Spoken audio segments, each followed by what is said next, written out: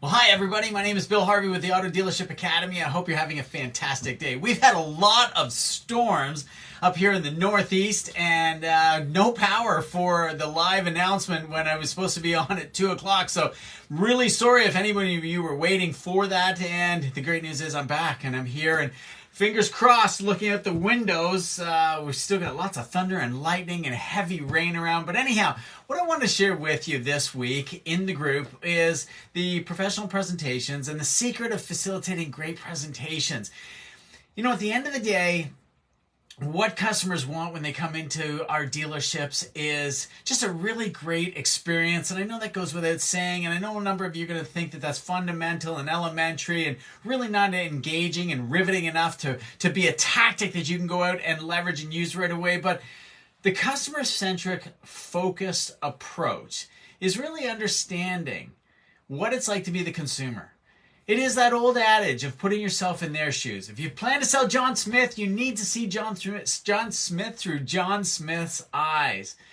It's a challenge to do so, unquestionably it is. How to feel what they're going through without being empathetic. We want to sympathize with their situation. Automobiles are expensive. It's the second greatest financial decision we may make next to buying a house. It's not made easily or in jest for a lot of people, especially young individuals who have not even purchased a house yet. It is the greatest financial decision that they've made. And so our experience that we want to convey to them really has to understand those unique concerns of those individuals. And I don't think training and sales training in general, or just general life, shares enough with us that every single individual is different. As much as there are trends, as much as there are patterns and similarities, each individual is different. Each vehicle features and has benefits that matter to some, matter little to others. Could be the exact same vehicle, but the benefit is the necessities that we need to touch on and hit on in order for that individual to be able to make the decision that they want to make. So the secret, in my opinion, is unleashing your emotional power.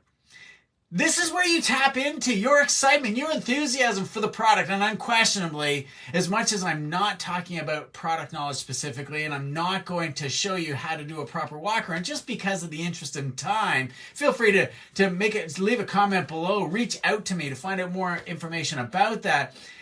Tapping into your emotion of excitement and enthusiasm for the product is what really gets people fired up.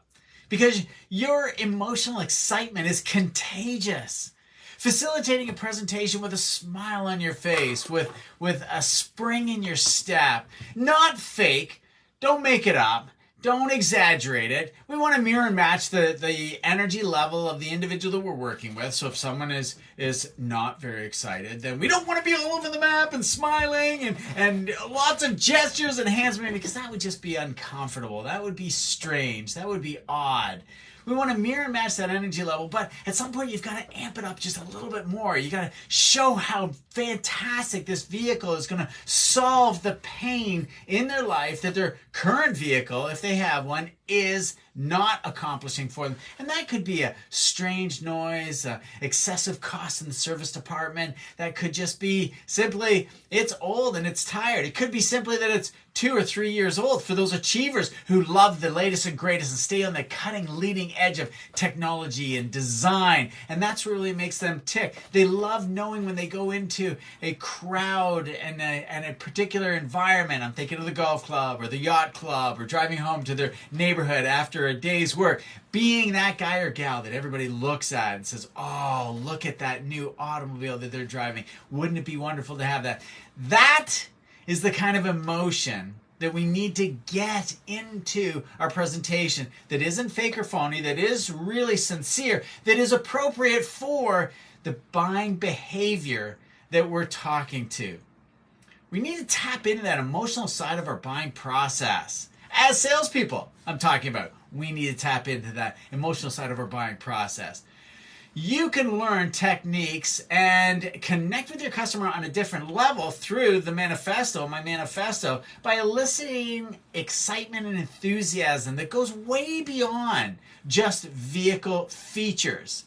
that goes way beyond just rhyming off benefits of the automobile. It goes way beyond just puking data about it, memorizing specifications and data and options and combinations. And while all of that is important, unquestionably, that doesn't create any excitement. You see, because if you don't get the customer out of their mind, that is, how much is it, how much is it, how much is it, how much is it, how much kind of a deal can you get me, how much can I get off in order to be able to fit my budget?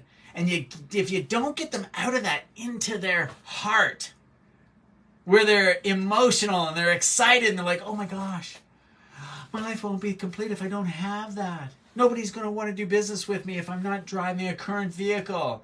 I'm not going to be able to get to work on time and regularly. I could lose my job if I don't have that. That's the emotional connection that you need to create with your clients. That is, in my opinion, unleashing the emotional excitement. Now, you can do that emotional excitement with something as simple as and as straightforward as storytelling. Storytelling is magnificent. Storytelling has the ability to put an individual in that specific environment. And I'm thinking of, let's start talking hyperbole. Let's talk about Jeep, Land Rover, Hummer. Anybody buying any one of those vehicles is thinking about the off-road experience and how much fun that they're going to have and where they're going to go and how they're going to use their Jeep, their Land Rover, their off-road vehicle, right? That's not about departure angles, exit angles, skid plates, ground clearance, electronic stability, electronic stabilizers in this as per the vehicle's attitude as it drives over uneven ground and all the rest of it, all of which are on those vehicles that I was sharing, not specifically on each one of them, but the individual models that I was highlighting. Your storytelling answers those questions. Always recognize that the customer has done a ton of research. Don't kid ourselves. Let's not fool ourselves thinking that they haven't. 1990 was the time where customers had to come in to find out about data, about features, about specifications, about colors, about combinations, about options. Today, they can build a price in their living room at 4 o'clock in the morning if that is what's keeping them up and getting all excited about it. By the time they get to us, and by the way, a study conducted in Europe stated that automobile salespeople are the highest trusted source of information over and above everything that a consumer can find on the internet. And that may be because the high achievers, watch the high achiever in your store, listen to how they talk. They tell the story, they put the client in that environment with the product, marrying it together, making sure everything is in alignment to really make the whole buying experience exciting and fantastic. That's storytelling, crafting those narratives that highlight transformational experience from if they don't have a Jeep or a Land Rover, to having the Jeep and the Land Rover and everything it's going to do for them. If we haven't created that transformation from old to new, well, then the possibility of selling is very limited. And this is why I believe that I want to think about it. I had no intention of buying. You've been fantastic. Let me sleep on it. I need to talk to my spouse. And then they ghost us because we didn't create that feeling that they came in with. Make no mistake, they're absolutely thinking about all of this, shining and waxing and polishing and driving through mud. And I know I keep talking about an off-road vehicle, but I'm emphasizing, right? I'm exaggerating the whole concept of all of that goes with it. But let's think about it from a performance car perspective.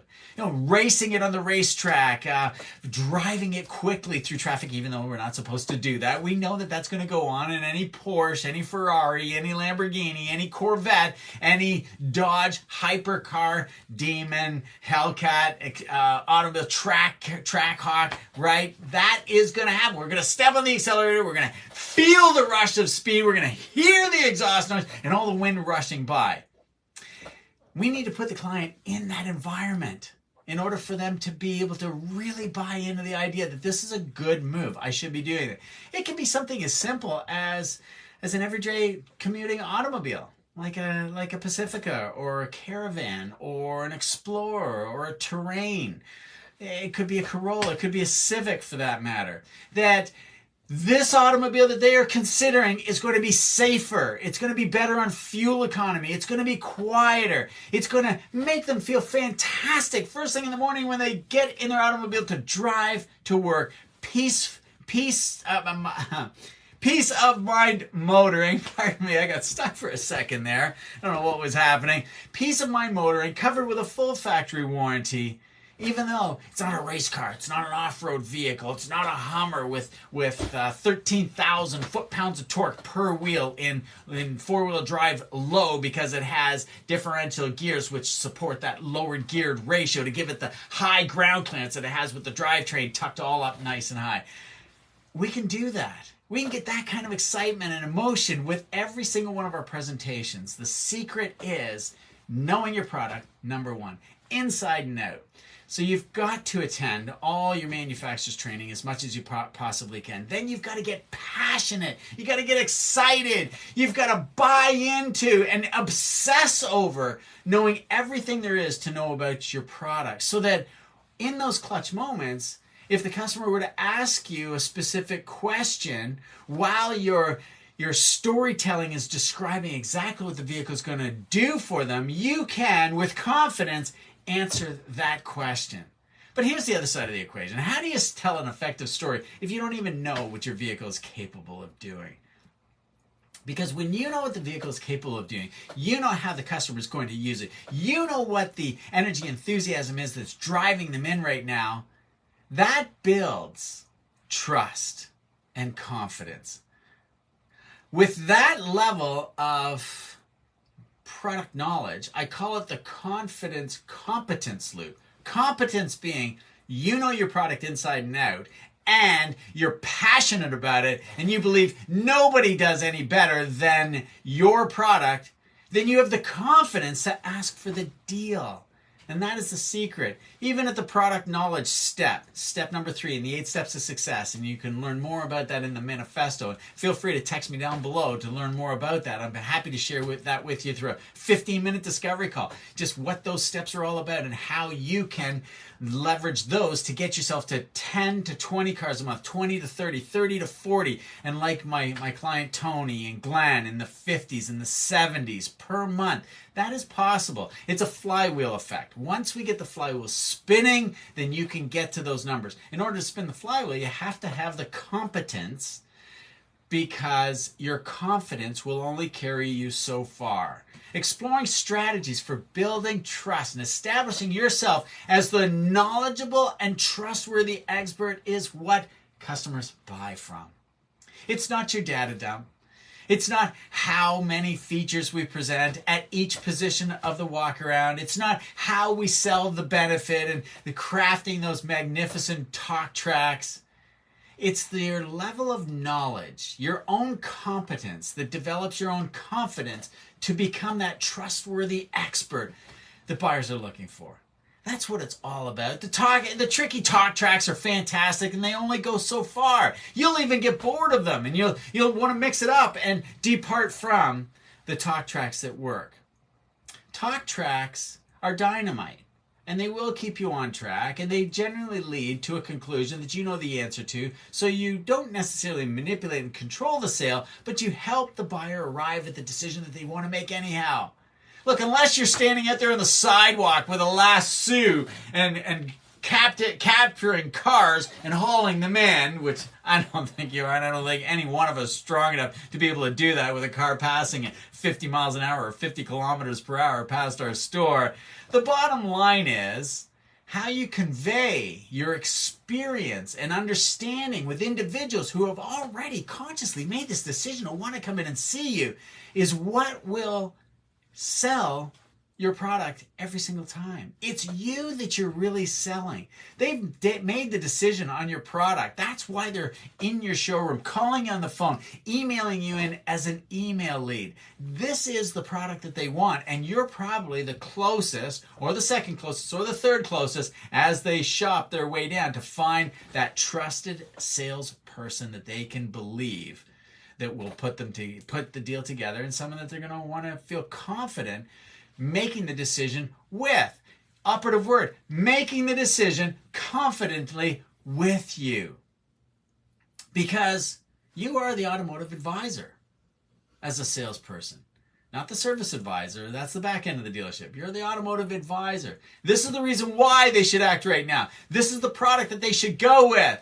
This is the reason why they're sitting in front of you, because something piqued their interest, and somewhere along the lines, either in your dialogue of conversation or in your scripted word, responding back to them in a timely fashion with the information that they're looking for. This is what builds trust and confidence, that they'll give you the time to do a product presentation. Look, I don't think anybody really wants a product presentation. At the end of the day, the reason why we may not want a product presentation, and I wish we were more in a live format where I could ask the question instead of just always postulating the solutions over and over again. But the reason why they don't want a product presentation is it sells them. When you get excited like this and you name features that they've heard about but maybe not really understand how they work, and then the benefit of why they should have it, it's really easy to fall in love with the product because you're aligned. If they didn't like your product, they wouldn't even be there. But when you only rely on negotiation to close deals, and we don't build that excitement and enthusiasm, well, then you have not earned the KLT badge of honor, that know, like, and trust factor. That is what they're after. Who can I believe? Who can I trust to help me make this decision? Help is the operative word. You've probably heard that a million times. We actually help people buy automobiles. You'll see advertisements. We are the dealer that helps you make the decision that you want to make. And then they don't really follow through on that. So the next thing that is going to happen is the objections that come up, because as the customer starts to feel himself getting excited and they're thinking, yeah, I could do this, and I really do want to do this, but oh my gosh, it's a lot of money, the objections pop up. So you need to equip yourself with effective techniques to address common objections and hesitations that customers may have. And I can arm you with our objection handling formula. I can arm you with a number of worksheets, how to overcome pricing objections, including trade objections, including higher monthly payment objections. But the bottom line is, we need to turn the objections into opportunities that will reinforce the value that the benefit of the vehicle in their driveway, in their garage, will deliver for them. That's the transformation.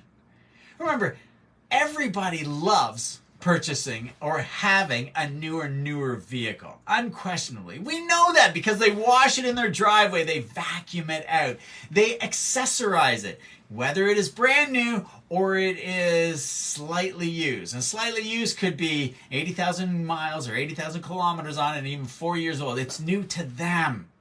And they want to recondition it back to the way it was when it was brand new. Everybody wants that. So we need to overcome the objections that arise. The spousal stall, the price is too much, I just want to think about it or sleep on it. These objections speak volumes, like a glaring neon sign that the customer is ready. And therefore, you need to be able to have practiced these objections ahead of time. Look, I will do the teaching.